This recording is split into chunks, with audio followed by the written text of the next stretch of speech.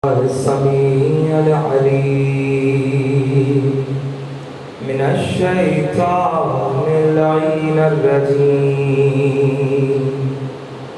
بسم الله الرحمن الرحيم. الحمد لله المعروف من غير رؤية والخالق من غير ربية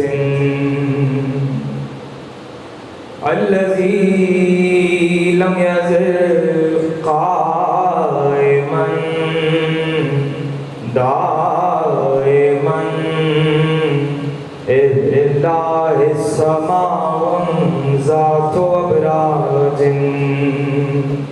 ولا ليل داج ولا بحر ساج ولا أرض ذات ميعاد ولا خلق ذو اعتماد والصلاة والسلام والتحية والإكرام على نبي الرحمة وخازن المغفرة وقائد الخير والبركة ومنقذ العباد من الهلكة سيدنا ومولانا أبي القاسم محمد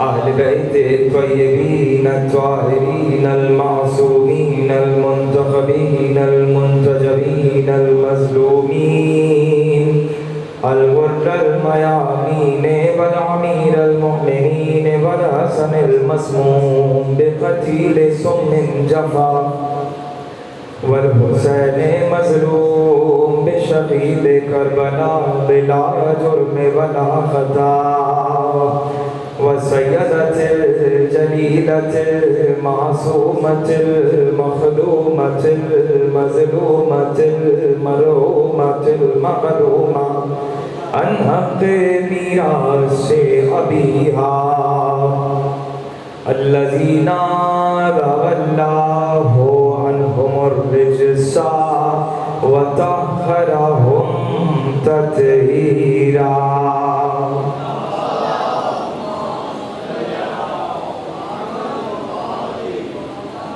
أما بعد فقد قال الله سبحانه وتعالى في محكم كتابه المجيد وفرقانه الحميد وقوله الحق بالحق.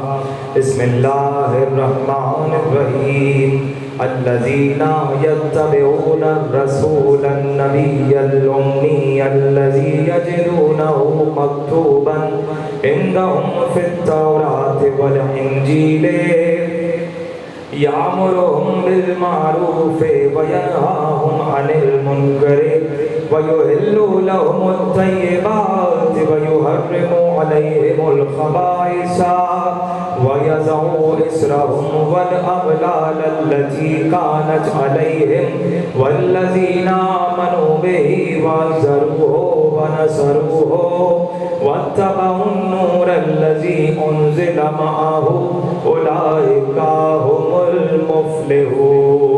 صلوات على محمد وآل محمد.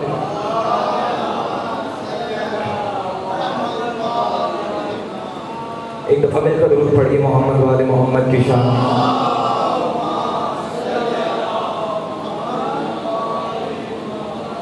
مجالس خمسہ کی پہلی تقریر حضرات سماعت فرما رہے ہیں.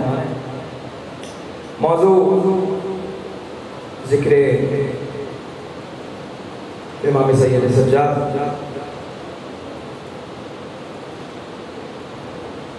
چونکہ یہ فرش عزا صرف فرش عزا نہیں ہوتا، یہ فرش عزا صرف فرش بکا نہیں ہوتا. اسی لیے حسین کا دسترخوان بہت وسیع ہو جاتا ہے. چونکہ یہ فرش ازا صرف فرش ازا نہیں، فرش بکا نہیں، یہی فرش ہے کہ جو فرش ولا بھی ہے، یہی فرش ہے کہ جو فرش وفا بھی ہے، یہی فرش ہے جو فرش ذکر توحید بھی ہے، یہی فرش ہے جو فرش ذکر رسالت بھی ہے، یہی فرش ذکر امامت بھی ہے، یہی فرش محبت بھی ہے، یہی فرش عقیدت بھی ہے، یہی فرش مودت بھی ہے، یہی فرش ذکر قرآن بھی ہے، یہی فرش ذکر نماز بھی ہے، یہی فرش ذکر صلاۃ بھی ہے، یہی فرش ذکر روزہ بھی ہے۔ کیوں؟ چونکہ پروردگار بتانا یہ چاہتا ہے کہ تم اگر حسین کو چھوڑ رہے ہو، تم حسین کو نہیں چھوڑ رہے، تم وفا کو بھی چھوڑ رہے ہو، ولا کو بھی چھوڑ رہے ہو۔ درود پڑھ کے شان محمد و آل محمد۔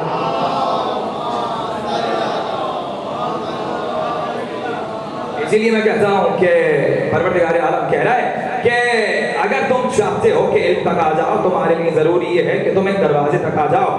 میں بالکل شروع کروں، آغاز کروں بات کا۔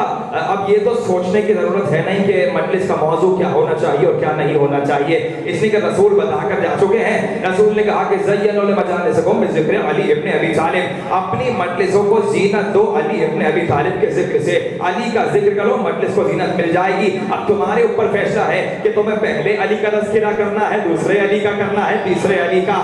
شرط یہ ہے کہ تذکرہ علی کا ہی ہونا چاہیے، اس کے بغیر زینت نہیں ملے گی۔ تو پروردگار کہنا چاہ رہا ہے کہ اے انسان، میں نے تجھے دنیا میں بھیجا اور اس عالم میں دنیا میں بھیجا ہے کہ تو چل نہیں سکتا، تجھے چلنے کے لیے کسی کا سہارا چاہیے، تو بول نہیں سکتا، تجھے بولنے کے لیے کسی کا سہارا چاہیے، تو بھوکا رہ جائے گا اگر یہ گریہ نہیں کرے گا، تو پیاسا رہ جائے گا اگر تو رو کر اپنی ماں سے غذا نہیں مانگے گا، تیرا پیٹ نہیں بھرے گا، تو نجس رہ جائے گا اگر تو رو کر اپنی بات کو نہیں منوائے گا۔ اور یہ بچے کی فطرت اللہ نے رکھ دی ہے کیا کہ بچہ جیسے ہی نجس ہوتا ہے نا تو ایک بار بچہ روتا ہے، جب نجس ہوتا ہے تو روتا ہے۔ کیوں روتا ہے؟ کہ روتا اسی لیے ہے تاکہ جلدی سے ماں آ کر اس کو پاک کر دے۔ تو یہی بات تو سمجھانی ہے کہ بھائی پروردگار عالم نے انسان کی فطرت میں رکھا ہے کہ وہ نجاست سے دور ہو جائے۔ اب پروردگار عالم کے سامنے حجت نہیں کرنا کہ میں نجس تھا، اس نے تمہاری فطرت میں رکھا ہے کہ تم نجاست سے دور ہو جاؤ، یہ تو تم خود ہی اپنی بدعقلی سے انما یرید اللہ سے دور ہو جاؤ، انما یرید اللہ سے دور ہو جاتے ہو۔ تو اب اس نے کہا کہ میں نے تمہیں بھیجا ہے اور ایسا جاہل بھیجا ہے کہ واللہ اخرجکم من بطون امہاتکم لا تعلمون شیئا، ہم نے تمہیں تمہاری ماں کے پیٹ سے ایسے نکالا کہ تمہیں کسی شے کا علم تھا ہی نہیں۔ یہ نہیں کہہ رہا یہ میرا اور آپ کا کسی شے نہیں ہے، یہ اللہ کا کسی شے ہے۔ پروردگار عالم کہہ رہا ہے کہ کسی بھی شے کا علم نہیں تھا، کسی بھی شے کا علم نہیں تھا۔ تو اب شے کیا ہے؟ کہ شے وہ ہے کہ جس پر اللہ قادر ہے، ان اللہ علی کل شیء قدیر، بے شک جس پر اللہ قادر ہے۔ اب کوئی یہ آ کر نہیں کہہ سکتا کہ جو چیز نظر آ رہی ہے وہ شے نہیں ہے۔ بھائی مثلا یہ ایک تسبیح ہے، کوئی اٹھ کر یہ کہہ دے کہ میں اس کو مٹیریل نہیں مانتا، مادہ نہیں مانتا، تو ظاہر ہے کہ ممکن نہیں ہے ایسی بات، اس نے کہ یہ مٹیریل ہے۔ یہ کپڑا ہے تو یہ کپڑا خود مٹیریل ہے، شے ہے، وہ شے پر بھی قادر ہے اور لا شے پر بھی قادر ہے۔ کسی نے کہا اللہ کے رسول، اللہ نے آپ کو کس شے سے خلق کیا؟ رسول اللہ مسکرائے، رسول نے کہا اللہ نے مجھے لا شے سے خلق کیا۔ جی لا شے سے خلق کیا، تو اب تو سمجھ میں آ جانا چاہیے بھائی آپ کو اللہ نے شے سے خلق کیا، رسول کو اللہ نے لا شے سے خلق کیا، تمہاری ابتدا برابر نہیں ہے تو انتہا برابر کیسے ہو؟ جی تو کہا کہ میں نے تجھے بھیجا، تجھے کسی شے کا علم نہیں تھا، اس عالم میں تم دنیا میں آئے۔ تو اب یہ انسان کے جو ماں کے شکم سے باہر آ کر اتنا جاہل ہے، یہ ماں کی شکم میں رہ کر کتنا بڑا جاہل ہوگا۔ کچھ انسان اللہ نے ایسے بنا دیے ہیں کہ ماں کی شکم میں بھی جاہل، شکم سے باہر آ کر بھی جاہل، اور کچھ اللہ نے ایسے بنا دیے کہ جس کی ماں خانہ کعبہ کے سامنے جا کر کہہ رہی ہے پروردگار میری مشکل کو آسان کر، تجھے اس کا واسطہ جو مجھ سے میری شکم سے گفتگو کرتا ہے، جو مجھ سے میری شکم میں رہ کر گفتگو کرتا ہے۔ تو اب میرے عزیزوں بات آگے بڑھنی چاہیے، اور بات آگے بڑھے گی کہ پروردگار عالم نے کہا کہ میں ہر شے پر قادر ہوں۔ تو شے کیا ہے؟ کہ شے یہ ہے کہ جو چیز پوری کائنات میں ہے، یعنی کہ تحت الثری سے لے کر ثریا تک جو چیز ہے سب کچھ شے ہے اور سب پہ اللہ قادر ہے، لیکن اس شے کا ایک کام ہے۔ کیا کام ہے؟ کہ اس شے کا یہ کام ہے کہ یہ تسبیح دیکھ رہے ہیں آپ، یہ تسبیح کیا ہے؟ اس پہ اللہ کا تذکرہ ہوتا ہے جی. کیسی عجیب سی بات ہے نا. فرض حسین کا ہوتا ہے، نام اللہ کا لیا جاتا ہے. تسبیح پہ کیا پڑھتے ہیں؟ اللہ اکبر، الحمدللہ، سبحان اللہ جی. کیسی عجیب بات ہے. تسبیح کس کی ہے؟ جناب سیدہ کی. تسبیح فاطمہ زہرا کی ہے. بھائی نام ان کا ہوتا ہے، کام اس کا ہو رہا ہوتا جی. تو اس نے کہا کہ کوئی شے دنیا میں ایسی نہیں ہے، پوری عالم میں، پورے کائنات میں کوئی شے ایسی نہیں ہے. ولا رطب ولا یابس الا فی کتاب مبین. خشک و تر میں کوئی شے ایسی نہیں ہے کہ جس کا ذکر کتاب مبین میں موجود نہ، جس کا ذکر موجود نہ ہوگا. ٹھیک ہے کہ لیکن یہ شے کیا کر رہی ہے؟ کہا وَإِن مِّن شَيْءٍ إِلَّا يُسَبِّحُ بِحَمْدِهِ، کہ ہر شے اللہ کی تسبیح کر رہی ہے. وَإِن مِّن شَيْءٍ، کوئی شے ایسی نہیں ہے کہ جو اللہ کی تسبیح نہ کر رہی ہو. تو اب کوئی آ کر کہہ دے کہ اس وقت یہ تسبیح کہ جو خود تسبیح ہے یہ بھی اللہ کی تسبیح کر رہی ہے. کوئی کہہ دے کہ نہیں کر رہی، کوئی کہہ نہیں سکتا. جیسے ہی وہ یہ کہے گا کہ یہ تسبیح اللہ کی تسبیح نہیں کر رہی، یا یہ کپڑا کی جو شے ہے، یا یہ مائک کی جو شے ہے، یا یہ علم کے پٹکے کے جو شے ہے، سب کچھ شے ہے. اور قرآن نے پکار کے کہا وَإِن مِّن شَيْءٍ إِلَّا يُسَبِّحُ بِحَمْدِهِ، کہ ہر شے اللہ کی تسبیح کر رہی ہے. وَلَٰكِن لَّا يَفْقَهُونَ تَسْبِيحَهُمْ، لیکن تم ان کی تسبیح کو سمجھ نہیں سکتے، تمہاری عقل میں ان کی تسبیح نہیں آ رہی. کیوں؟ آپ کے سامنے کوئی شخص آیا اور آپ کے سامنے آ کر افسردہ منہ بنایا ہوا ہے، آپ سے کچھ کہہ نہیں رہا، لیکن آپ نے فوراً کہا کہ لگ رہا ہے تم رو کر آئے ہو. کوئی آیا ہے مسکرا رہا ہے، آپ نے کہا لگ رہا ہے کوئی خوشی کی بات ہے. زبان سے نہیں کہہ رہا لیکن آپ سمجھ گئے، یعنی کہ زبان حال سے بتا رہا ہے کہ میں افسردہ ہوں. اسی طرح کوئی شے بول کر نہیں کہہ رہی سبحان ربی الاعلیٰ. یہ بلند و پہاڑ بول نہیں رہے سبحان ربی الاعلیٰ، یہ لہلاتے ہوئے درخت بول نہیں رہے سبحان ربی الاعلیٰ، یہ انسان چلتا پھرتا ہر وقت بول نہیں رہا، مگر ہر شے کا وجود خود بتا رہا ہے کہ کس کی خلقت ہے. ہر شے کا وجود خود بتا رہا ہے کہ میں کس کی خلقت ہوں، کس کی تسبیح چل رہی ہے. ہماری عقل میں تسبیح نہیں آ رہی. ہر شے، تو اب ہر شے کیا ہے؟ کا اچھا یہ ہے کہ ہر شے کا علم کتاب مبین میں موجود ہے. کتاب مبین میں موجود ہے کا بے شک. اور پھر سورہ یاسین میں ارشاد ہوا کیا کہ کل شیء احصیناہ فی امام مبین. بہت آسان سی بات، فی امام مبین. ہم نے ہر شے کا علم امام مبین میں ایسا کر دیا، یعنی امام مبین میں ایسا رکھ دیا ہے، ایسا کر دیا ہے. سورہ یاسین کون سا سورہ؟ سورہ یاسین وہ سورہ کہ جو خود قرآن کا دل ہے. قرآن کا دل. آپ نے جب سورہ یاسین پڑھنا ہے تو اس کو ون گو میں آپ کو پڑھنا ہے، رکنا نہیں ہے. آپ نے سورہ یاسین کی تلاوت شروع کری، اگر سپارہ بیچ میں رک رہا ہے، اگر آپ کا سپارہ بیچ میں رک رہا ہے، ویسے تو سپارہ بیچ میں رکنا نہیں چاہیے جی، قرآن تو اللہ نے ایک ہی اتارا تھا، تو سورہ یاسین آپ کو ون گو میں پڑھنی ہے. ٹھیک ہے. سورہ یاسین وہ سورہ جو قرآن کا دل ہے. کہ دل کیا ہوتا ہے؟ امام علی رضا علیہ السلام،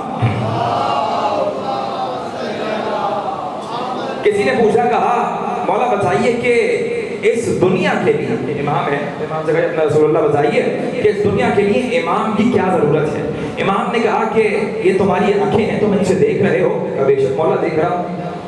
کہ یہ تمہارے ہاتھ ہیں، تم ان سے کام کر رہے ہو. کہ بے شک مولا کام کر رہا ہوں. کہ یہ تمہارے کان ہیں، اس سے سن رہے ہو. کہ بے شک مولا سن رہا ہوں. کہ یہ تمہاری زبان ہے، اس سے تم بول رہے ہو. کہ بول رہا ہوں. کہ تمہارا دہن ہے، اس سے کھاتے ہو. کہ کھاتا ہوں. امام نے کہا فرض کرو ایک لمحے کے لیے تمہارے دل کو بند کر دیا جائے تو کیا یہ سب کام کرے گا؟ دیکھو گے؟ اس نے کہا نہیں. سن سکو گے؟ کہا نہیں. کہ چل سکو گے؟ کہا نہیں. امام نے کہا یہ تمہارا دل تمہارے اس جسم کا امام ہے. کہا کیا مطلب؟ امام کہہ رہے ہیں یہ بتا رہا ہوں کہ تمہارے 6 فٹ کا جسم بغیر امام کے نہیں چل رہا. اتنی بڑی کائنات بغیر امام کے چل رہی ہے. اتنی بڑی کائنات بغیر امام کے کیسے چل جائے گی؟ تو قرآن نے کہا کل شیء احصیناہ فی امام مبین، فی امام مبین. لیکن سورہ یاسین کا آغاز بھی بڑا عجیب آغاز ہے. جیسے اس نے شروع کیا بسم اللہ الرحمن الرحیم یاسین والقرآن الحکیم. اور نے سب سے پہلے کہا یاسین. یاسین کون ہے؟ ظاہر ہے اپنے خط میں پڑھتے سب کو معلوم، لیکن کچھ تفسیر کرنے والوں نے تفسیر کری. کیا تفسیر کری؟ یاسین اسے کہتے ہیں کہ جو وحی کے سننے والا ہو، اے وحی کے سننے والے. اور پھر کہا والقرآن الحکیم. جیسے اس نے کہا والقرآن الحکیم تو اب یہ ایسے کیوں ہے پہلے یاسین کیوں اور پھر قرآن حکیم کیوں؟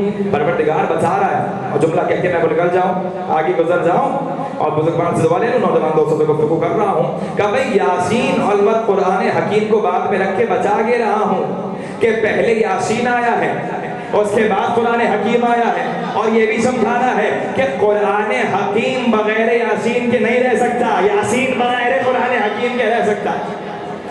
تو اب ایسے میں میرے عزیزوں کا حق اللہ شاہین حسن ہو فی امام مبین، اب جس شے پر اللہ قادر ہے، جس شے پر اللہ قادر ہے، جس شے پر کیا شے ہے، یعنی جتنی اشیاء کوئی بھی شے اس پر اللہ قادر ہے، اللہ نے اس کا علم کسی امام مبین میں ایسا کر دیا ہے۔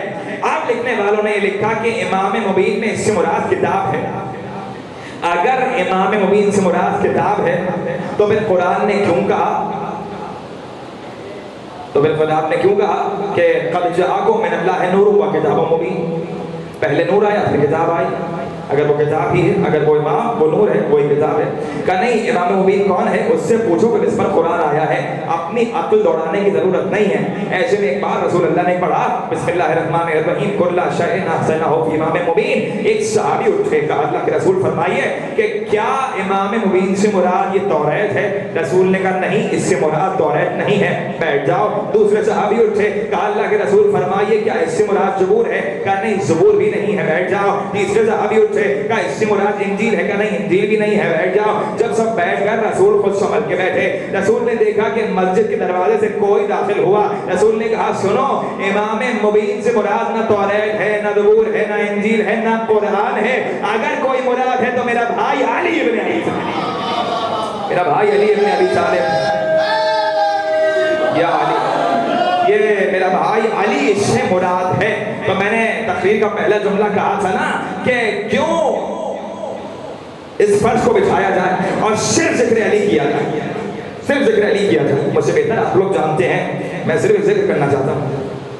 کیوں؟ مسئلہ کیا ہے بھائی؟ آج کل ایک چھوٹا سا مسئلہ یہ چل رہا ہے کہ کیا پڑھا جائے اور کیا نہ پڑھا جائے۔ یہ مسئلہ بھی علی کے بچے حل کر کے جا چکے ہیں، یہ مسئلہ بھی علی کے بچے حل کر کے جا چکے ہیں۔ علی کا دور خلافت شروع ہوا، ظاہری دور خلافت علی کا شروع ہوا، یوں تو علی کا دور خلافت آدم سے پہلے سے شروع ہو چکا تھا، اس لیے کہ فرشتے اگر کسی کی مانتے تھے تو علی ابن ابی طالب تھے۔ ایسے میں سب نے دیکھا کہ علی آ رہے ہیں اور علی کے دونوں بیٹے علی کے ساتھ ہیں، ایک جانب حسن ہے ایک جانب حسین ہے، اور بڑھتے ہوئے علی ممبر تک آ رہے ہیں۔ خود علی یہ کہتے ہیں کہ اتنا رش تھا مسجد نبوی میں کہ ممبر تک جانے میں بہت وقت لگا۔ اب کتنا رش تھا میں آپ کو کیسے بتاؤں؟ آپ لوگ ایران گئے ہیں، ایران میں امام رضا کی زری دیکھی ہے؟ بس سمجھیے کہ اس تک جانے تک کتنا وقت لگتا ہے نا جی، کتنا رش ہوتا ہے۔ ایسے ہی وہاں پہ رش لگا ہوا تھا، کعبے سے کعبہ چل رہا تھا اور علی آگے بڑھ رہے تھے۔ اتنا رش تھا کہ علی کہتے ہیں میرے حسن حسین مجمع میں دبے چلے جا رہے تھے کہ ایسے میں ممبر تک پہنچا، میں نے حسن حسین کو ممبر پہ بلند کر لیا۔ اب علی نے یہ کہا، کیا کہا؟ کہ جو علی کا دعویٰ ہے، علی نے ایک بار خطبہ دے کر کہا سلونی سلونی قبل ان تفتدونی ھذا سبت العلم وَهَذَا أَتَعَوْنَ الْوَابُ الرَّسُولِ، پوچھ لو مجھ سے جو پوچھنا ہے، یہ علم کا خزانہ ہے، یہ علم کا مدفن ہے، اس میں بہت علم ہے، اور یہ کچھ بھی نہیں، یہ رسول اللہ کے لعاب دہن کا صدقہ ہے۔ ٹھیک ہے، رسول اللہ کے لعاب دہن کا صدقہ ہے۔ ایک شخص کھڑا ہوا، اس نے کہا کہ یہ بتائیے کہ آپ مجوسیوں سے کس طرح سے جزیہ لیتے ہیں جب پہ ان پہ کوئی نہ نبی آیا ہے نہ کتاب اتری ہے؟ علی نے کہا کہ تمہارے علم میں یہ بات نہیں ہے، مجوسیوں پہ ایک نبی بھی اترا ایک کتاب بھی اتری، لیکن جب ان پر کتاب اور نبی آیا تو ان کا ایک بادشاہ تھا اور وہ بادشاہ بد کردار تھا، اس نے شراب پی کر اس نے اپنی بیٹی کے ساتھ بدکاری کری، ان سے نبی بھی لے لیا گیا اور کتاب محو کر دی گئی، اسی لیے ان سے جزیہ لیا جائے گا۔ کہا ٹھیک ہے، وہ صاحب بیٹھ گئے۔ علی نے پھر کہا سلونی فضل تفضلون، پوچھو جو پوچھنا ہے۔ تو ایک بار ایک بزرگ کھڑے ہوئے، بزرگ نے اٹھ کر کہا کہ یہ بتائیے کہ فائدہ کیا چیز دیتی ہے؟ علی نے کہا سنو، علم فائدہ دیتا ہے، سخاوت فائدہ دیتی ہے اور فقیر فائدہ دیتا ہے۔ جی جب وہ بزرگ چلے گئے علی نے جواب دے دیا تو ایک بار سب نے کہا یہ بزرگ کون تھے؟ علی نے کہا یہ جناب خضر علیہ السلام سے جو سوال پوچھنے آئے تھے. خضر چلے گئے. اب علی نے ایک دفعہ دوبارہ کہا, جملہ آپ کو یاد رہے کہ کیا پڑھنا ہے کیا نہیں پڑھنا ہے, جملہ ایک بار پھر آپ کو یاد رہے کیا کہ علی نے پھر کہا کہ سلونی سلونی قبل ان تفقدونی, پوچھو جو مجھ سے پوچھنا ہے. ایسے میں ایک بار کوئی نہیں اٹھا. علی نے حسن کی جانب دیکھا اور کہا میرے لال حسن آؤ اور ممبر پہ خطبہ دو. سب یہ دیکھ رہے تھے کہ حسن کوئی بہت لمبا چوڑا خطبہ ممبر پہ دیں گے. لکھنے والا کون ہے؟ ینابیع المودہ علامہ قندوزی, عالم اہل سنت. عالم اہل سنت کی کتاب ینابیع المودہ ترجمہ ہو چکی ہے. علامہ قندوزی بہت معتبر عالم. لکھا کہ ایک بار حسن مجتبیٰ نے کہا بابا میں آپ کے سامنے خطبہ کیسے دوں, آپ میرے بزرگ ہیں, یہ ہے علم کی عزت. کہا آپ میرے بزرگ ہیں. علی نے کہا حسن پریشان نہ ہو, میں پردے کے پیچھے جاتا ہوں اور تم خطبہ دینا شروع کرو. حسن ممبر پہ آئے. ممبر پہ آ کے کوئی لمبی چوڑی بات حسن نے نہیں کری. حسن نے کہا بسم اللہ الرحمن الرحیم الحمدللہ رب العالمین یا ایتھا الناس سمعتو جدنا قال انا مدینۃ العلم وعلی بابہ. اے انسانوں حمد ہے پروردگار عالم کی, اس کے نام سے شروع کرتا ہوں. سنو کہ میں نے اپنے نانا سے سنا ہے, نانا نے کہا میں علم کا شہر ہوں اور علی اس کا دروازہ ہے, جو چاہتا ہے کہ مجھ تک آ جائے پہلے علی تک آ جائے. یہ کہہ کے حسن نے ممبر کو چھوڑ دیا.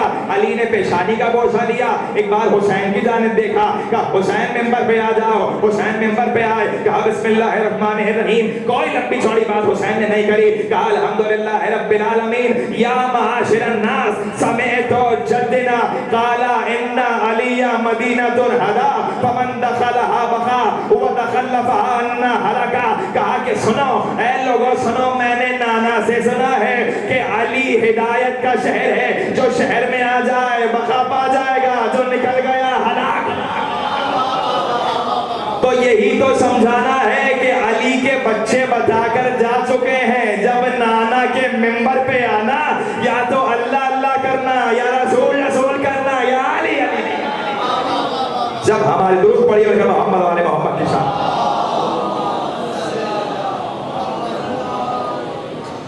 تو آپ وہ رسول کہ جس کے ذریعے علی نے کہا کیا کہ حاضر اتانا لعاب الرسول, یہیں تک مجھے آپ کو لانا تھا اور میں اپنے ممدوح تک بہت جلدی پہنچ جاؤں گا.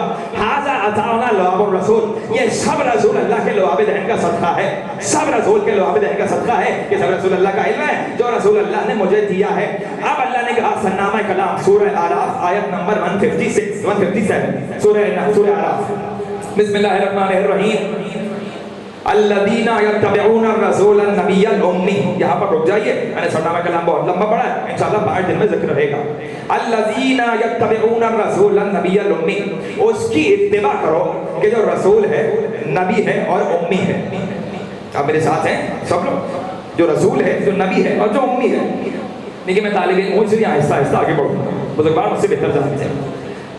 جب کسی کی پہچان کروائی جاتی ہے, مثلا آپ نے کہا کہ یہ فلاں صاحب جو ہیں یہ انہوں نے پی ایچ ڈی بھی کیا ہوا ہے اور انہوں نے میٹرک بھی کیا ہوا ہے, کیا ایسے پہچان کرائی جاتی ہے؟ یہ آپ ان کو عزت دے رہے ہیں یا ذلت بخش رہے ہیں؟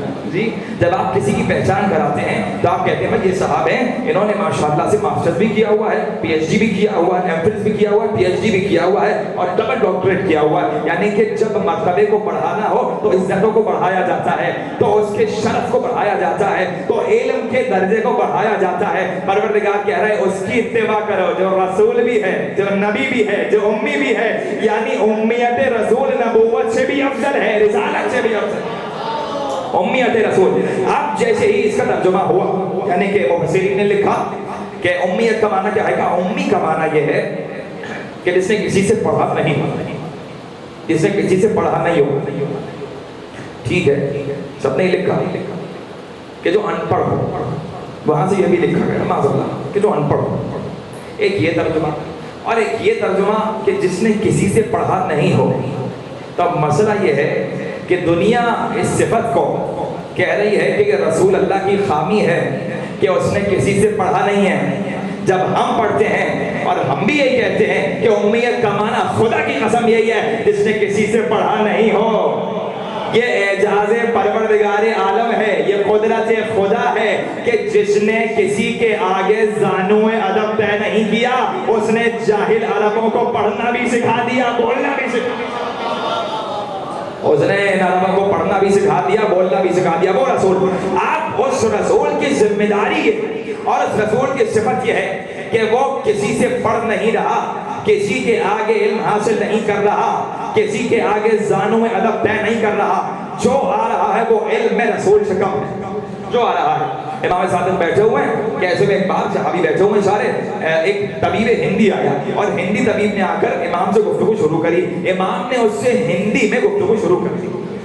ہند سے آیا تھا تو ایک صحابی نے کہا مولا آپ یہ زبان بھی بول لیتے ہیں؟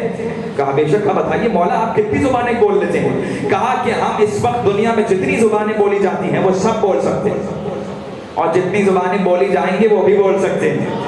تو ایک بار کہا مولا کیا میں بھی یہ شرف پا سکتا ہوں؟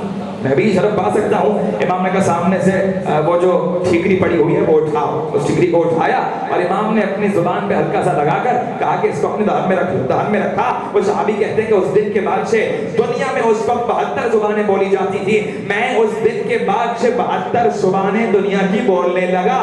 جس کو امام نے ایک ٹھیکری چٹا کے انگلی سے زبان میں رکھ دی، وہ دنیا کی 72 زبانیں بول رہا ہے۔ تو جس کو رسول نے زبان چسائی، درود پڑھیے نا شامل رسول اللہ،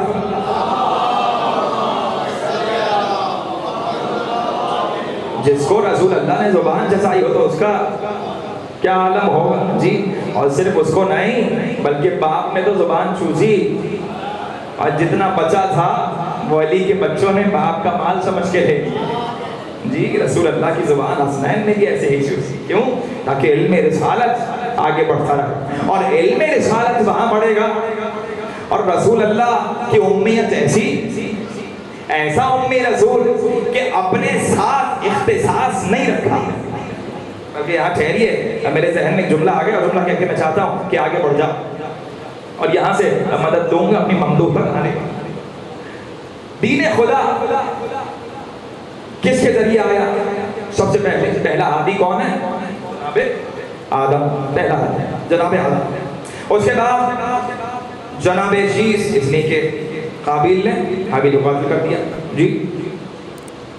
آدم جو دین لے کر آئے وہ کیا ہے؟ لا الہ الا اللہ۔ وہ آدم کے کاندھوں پر ایک وزن ہے، وہ وزن کیا ہے؟ وزن یہ ہے کہ آدم میری توحید تمہیں اپنی امت تک پہنچانی ہے، اس امت میں جتنے بھی لوگ ہیں، 2 ہیں 3 ہیں 4 ہیں 5 جتنے بھی لوگ ہیں تمہیں پہنچانی ہے۔ سرور نے کہا ٹھیک ہے، یہ وزن آدم کے کاندھوں پر ہے، کہا ٹھیک ہے۔ اب یہ وزن آگے بڑھا، لیکن دیکھو کہ آدم کو ہم نے آدم کے لیے کہا وَعَلَّمَ آدَمَ كُلَّ أَسْمَاءَ، کہ ہم نے آدم کو اسما کا علم دے دیا، ہم نے آدم کو ناموں کا علم دے دیا، ٹھیک ہے۔ یعنی آدم نے بھی کسی سے نہیں پڑھا، پہلا کسی سے نہیں پڑھ رہا، اور آخری کا سینہ چاک کیا جا رہا ہے۔ آپ نے دیکھا ہے کہ کہیں کسی پروگرام میں کوئی آ کر کہے کہ میں اسلام قبول کرتا ہوں، کسی پروگرام میں چاہے لاکھوں کا مجمع ہو، میں اسلام قبول کرتا ہوں، کوئی کہے آ کر تو فوراً کہتے ہیں ماشاءاللہ اسلام قبول کرو۔ اسلام کیسے قبول ہوتا ہے؟ وہ کہتا ہے لا الہ الا اللہ محمد رسول اللہ۔ آپ نے دیکھا کہ کوئی آگے بڑھتا ہے، اس کا سینہ چاک کرتا ہے، اس کے دل کو نکالتا ہے، دھوتا ہے، واپس لگا دیتا ہے، نہیں۔ یعنی کہ اگر کوئی کلمہ لا الہ الا اللہ پڑھے تو اس کا سینہ نہ کھولا جائے، جو لا الہ الا اللہ لے کر آئے جی۔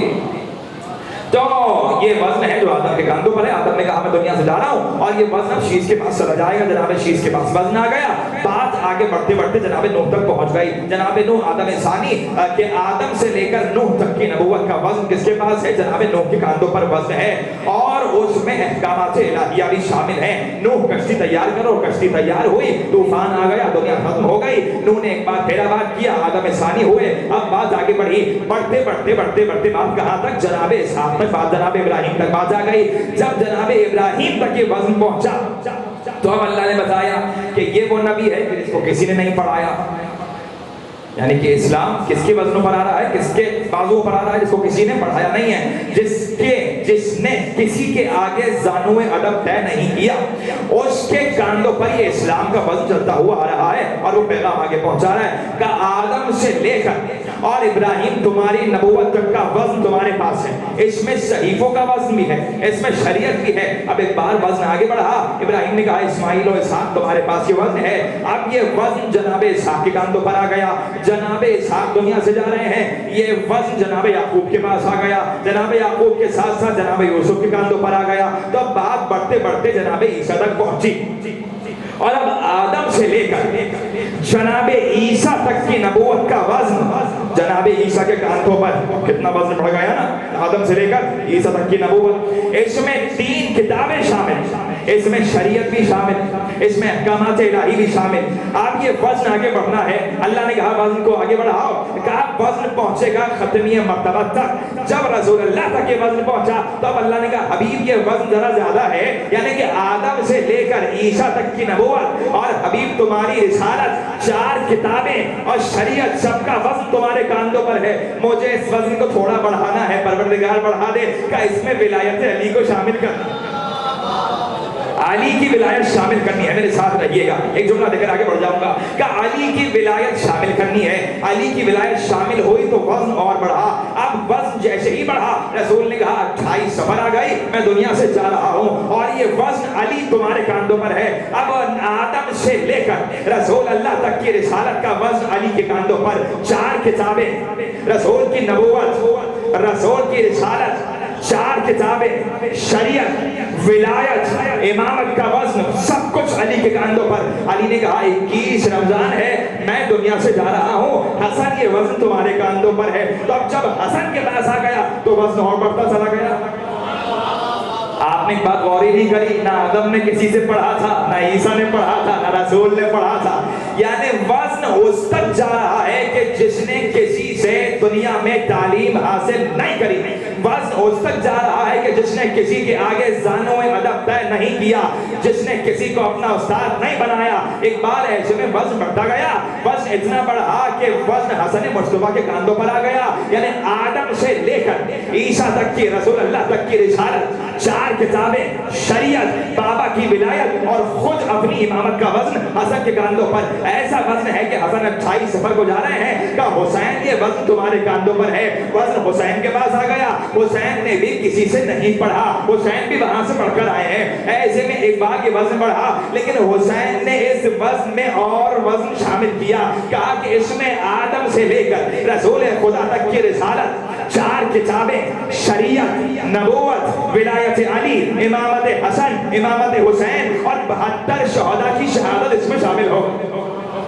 جیسے ہی شہداء کی محنت اس میں شامل ہوئی، حسین نے کہا یہ وزن اب بہت زیادہ بڑھ چکا ہے، یہ وزن بہت زیادہ بڑھ چکا ہے، اس کو اب عصر عاشور میں جا رہا ہوں، سید سجاد یہ وزن تمہارے حوالے ہے۔ سید سجاد نے بھی کسی سے نہیں پڑھا، جملہ آپ کے حوالے، چاہے تو دعا دے دیجیے گا، چاہے تو خاموش بیٹھے رہیے گا۔ ایک بار اللہ نے کہا کہ اب مشیت یہ کہتی ہے کہ آدم سے لے کر رسالت کا وزن، 4 کتابیں، شریعت، محبت، ولایت، مودت، عقیدت، سب کا وزن، رسول کی رسالت، ولایت علی، امامت حسن، شہادت حسن، شہادت حسین، شہادت 72 کا وزن اب سید سجاد کے کاندھوں پر ہے۔ لیکن مسئلہ یہ ہے کہ اگر سید سجاد غش میں نہیں گئے تو پھر سید سجاد کو جنگ کرنی پڑے گی، اس لیے کہ امام وقت جنگ کر رہا ہے۔ کا مشیت یہ کہتی ہے کہ سید سجاد کو غش میں جانا ہوگا۔ اب جب غش میں زمانے کا امام گیا کچھ دیر کے لیے کہ وزن کسی کو اٹھانا تھا، ایسے میں اللہ نے ایک بار نظر دوڑائی، جب نگاہ قدرت چلی، اس نے کہا مجھے یہاں ایک عالمہ غیر معلمہ کے سوا، ایک عالمہ غیر معلمہ کے سوا کچھ نظر نہیں آتا، یہ زینب ہے، اس پر یہ وزن دیتا۔ حالانکہ کوئی منصب نہیں ہے، کوئی منصب نہیں ہے، نہ نبی ہے، نہ امام ہے، جی نہ رسول ہے، لیکن بات تو تب ہے نا، بات تو تب ہے کہ جب منصب نہ ہو اور پھر کام کیا جائے۔ کوئی وزن نہیں، وہ وزن لے کر زینب آگے بڑھتی۔ کس نے اٹھایا؟ کا وزن وہ اٹھائے گا جس نے کسی کے آگے زانو ادب تیرا، زانو جو اشرف ہو، جو انسانوں میں اشرف ہو۔ لکھتے ہیں ابن جوزی نے لکھا فضیلت فضائل عمر ابن عبدالعزیز میں، ابن جوزی نے لکھا کہ حضرت عمر ابن عبدالعزیز کھڑے ہوئے جب مجمع میں، ایسے میں کون ساتھ کھڑا ہوا تھا؟ علی ابن الحسین ساتھ کھڑے ہوئے تھے. بس یہیں آپ کی زحمت تمام ہو جائے گی. علی ابن الحسین ساتھ میں آ گئے اپنے ممدوح تک, اور یہیں سے انشاءاللہ 4 روز وقت ہو کہ علی ابن الحسین کھڑے ہوئے تھے ساتھ میں. ایسے میں عمر ابن عبدالعزیز سے کہا کہ اے لوگوں بتاؤ, اے میری رعایا بتاؤ کہ تم سب میں اشرف الناس کون ہے؟ سب نے کہا کہ آپ ہیں. کہا نہیں, غلط, میں اشرف الناس نہیں ہوں. دراصل اشرف الناس یہ ہیں جو میرے ساتھ کھڑے ہوئے ہیں, علی ابن الحسین. لوگوں نے کہا کیسے؟ کہا وہ ایسے کہ لوگوں نے تمنا کری ہے ان کے خاندان میں شامل ہو جائیں, انہوں نے تمنا نہیں کری کسی کے خاندان میں شامل ہو. یہ اشرف الناس. اللہم صلی علی. یہ اشرف الناس نہ تو رسول کے شیشے پڑھ رہا ہے, نہ علی, نہ حسن, نہ حسین, نہ آپ کا چوتھا امام. کہاں سے آ رہا ہے؟ کہاں سے پڑھ کے آئے گا؟ کہ وہیں سے پڑھ کر آئے گا جہاں سے میں نے اپنی کتاب بھیجی ہے. وہیں سے پڑھ کر آئے گا جہاں سے یہ قرآن آیا ہے. قرآن کہاں سے آیا ہے؟ اگر قرآن یہاں سے آیا ہے تو بریانی والا ٹھیک ہے. اگر قرآن وہاں سے آیا ہے تو وہی سمجھا سکتا ہے کہ جس کے پاس تم سب میں سب سے زیادہ علم ہے, اور وہ علم ایسا ہو کہ وہ علم ہم نے اس کو الہام کیا ہو, ودیت کیا ہو, کہ جو 80 برس کا ہو تب بھی امام ہو, 6 برس کا ہو تب بھی امام. جی میرے عزیزوں, 6 برس کا ہو تب بھی امام ہو, 5 برس کا ہو تب بھی امام ہو. سفر میں ہے نا قافلہ, بس زیادہ تمام ہو. 5 برس کے ہیں آپ کے امام محمد باقر, 5 برس کے امام باقر, اور پوری کربلا امام باقر دیکھ رہے ہیں اپنی آنکھوں سے. 5 برس کا امام ہے, پوری کربلا دیکھ رہے ہیں, اور یہ بھی دیکھ رہے ہیں کہ کس طرح میرا بابا خون کے آنسو ہو. بعد کربلا میرا بابا کیسے خون کے آنسو بہا رہا. میرے عزیزوں, قافلہ بڑھتا جا رہا ہے.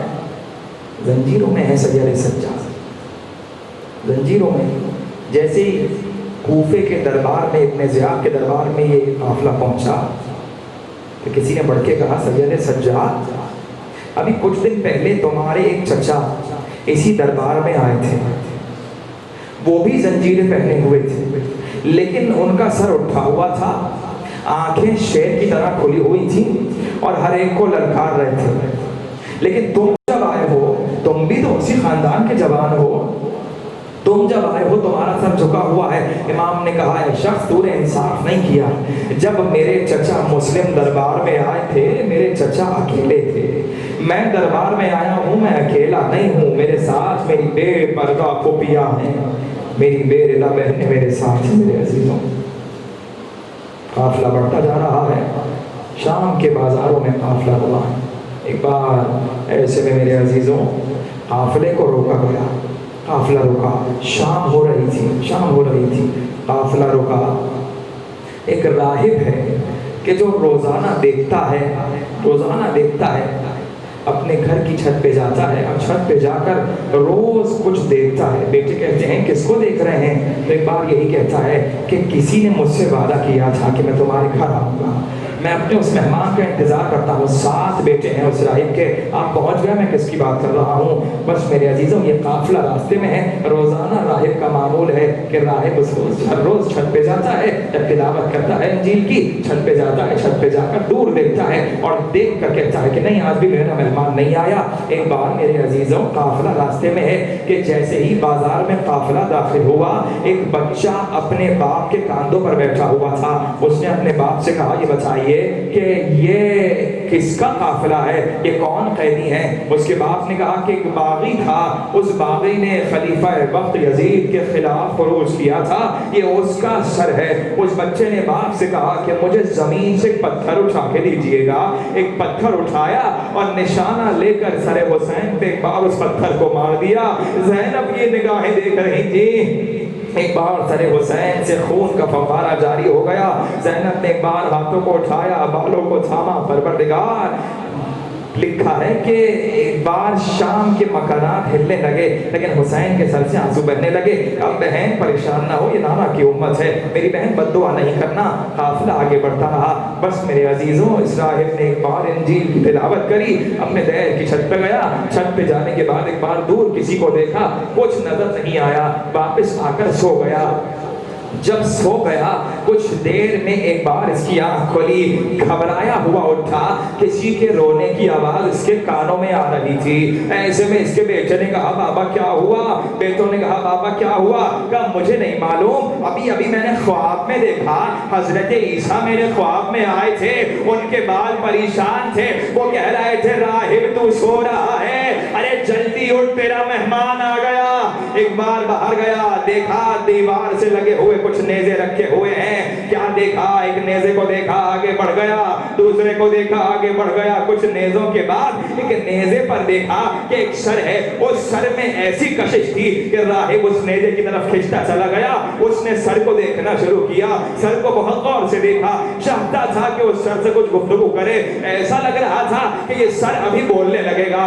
ایسے میں اس نے سالار سے کہا مجھے یہ سر کچھ دیر کے لیے دے دے.